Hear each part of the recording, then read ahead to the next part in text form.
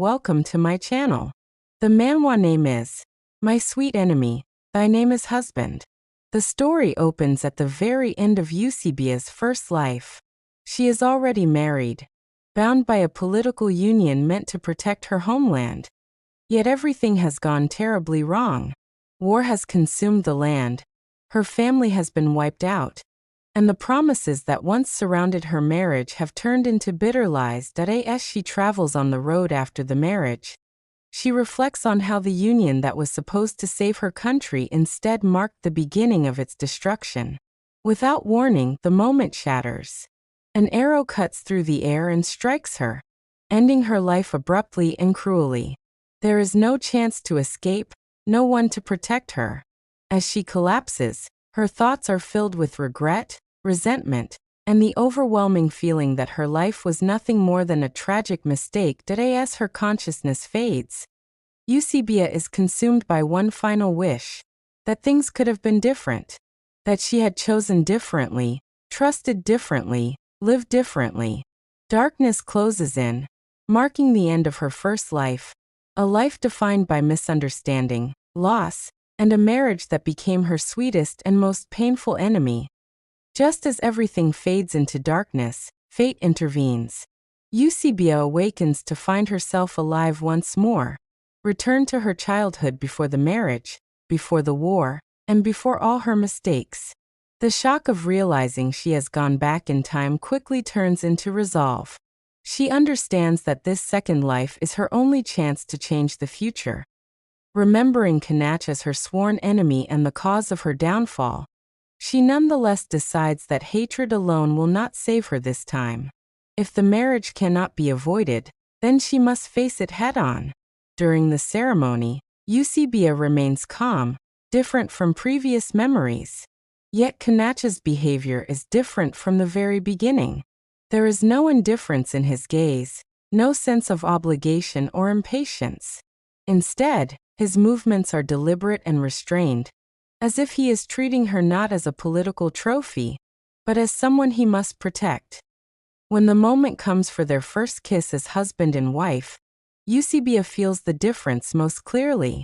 It is not rushed or harsh, nor does it feel like a performance for those watching. The gesture is careful, almost reverent, carrying a warmth she never experienced in her first life. The contrast leaves her shaken, forcing her to confront how deeply her memories and assumptions may have been flawed. After the ceremony, Kanach chooses to ride with her in the carriage rather than sending her ahead alone, as he once did. Inside the enclosed space, the silence is heavy but not uncomfortable. His presence feels steady, grounding, and Eusebia senses that this marriage is beginning on a path entirely different from the one that led to her death. Before the carriage moves forward, Eusebia realizes that this second life is no longer following the script of tragedy she remembers. The man she once feared and resented is treating her with unexpected care, and for the first time since returning to the past, she understands that this marriage may not be her downfall, but the beginning of a future she never imagined possible. After some time, she and Kanach arrive at the port, where a grand ship awaits to take them to his country. The sight alone stirs old memories in her chest. Yet this time, everything feels different from the very first step. As they prepare to board, Eusebia becomes unsteady, overwhelmed by exhaustion and lingering tension. Before she can recover, Kanach reacts immediately. Without hesitation, he takes her into his arms, his concern clear in the way he holds her carefully, as if afraid she might slip away. There is no impatience, no cold distance. His worry is sincere, and it leaves Eusebia deeply unsettled, because she has never been treated this way by him before. Surrounded by the sound of waves and sailors at work, she becomes painfully aware of how closely he is holding her. Now she is being carried forward with care she never expected. The realization lingers in her heart as they board the ship together. When Eusebia is brought to the room prepared for her, her surprise deepens. Instead of a cold, impersonal space, she finds a beautifully arranged cabin filled with warmth. Every detail suggests consideration, not obligation. Confined to the moving ship, her body grows weak as waves rock the vessel relentlessly. Nausea overtakes her, and memories of her first life resurface, filling her with unease. Determined not to burden anyone, she gathers her strength and attempts to leave the room on her own to seek help. Before she can take more than a few steps, the door opens. Kanach appears, his timing almost uncanny.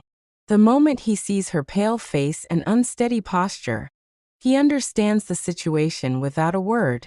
He starts supporting her before she can collapse, his concern unmistakable.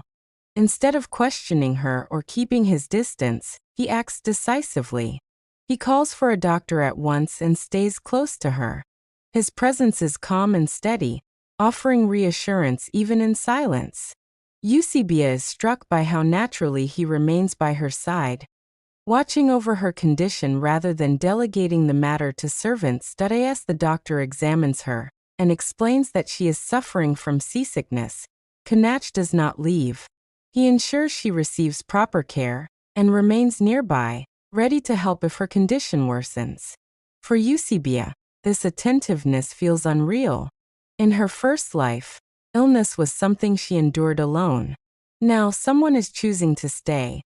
Eusebia awakens to a gentle calm she does not remember feeling in her first life. The dizziness has faded, and though her body is still weak, she feels well enough to sit up. Drawn by the sound of the waves, she leaves the room quietly, stepping out to feel the cool sea breeze against her skin. For a brief moment, she allows herself to breathe freely, comforted by the endless horizon before her. Unbeknownst to her, her absence does not go unnoticed. After some time, the ship's doctor appears, his expression tense as he searches for her. The moment he finds her, relief and worry mix on his face. And just behind him is Kanach. His usually composed demeanor is broken by visible concern the instant he sees her standing there alone. Before Eusebia can explain herself, Kanach moves toward her and lifts her into his arms without hesitation. There is no anger in his actions, only worry and urgency. He carries her back to the room, as if afraid that letting go even for a moment might cause her condition to worsen. The closeness leaves Eusebia stunned, her heart racing as she realizes how instinctively he is protecting her. Once inside, she is guided back to bed and urged to rest more. Kanach does not leave. Instead, he pulls a chair to her bedside and remains there, watching over her quietly while reading as the ship continues its voyage.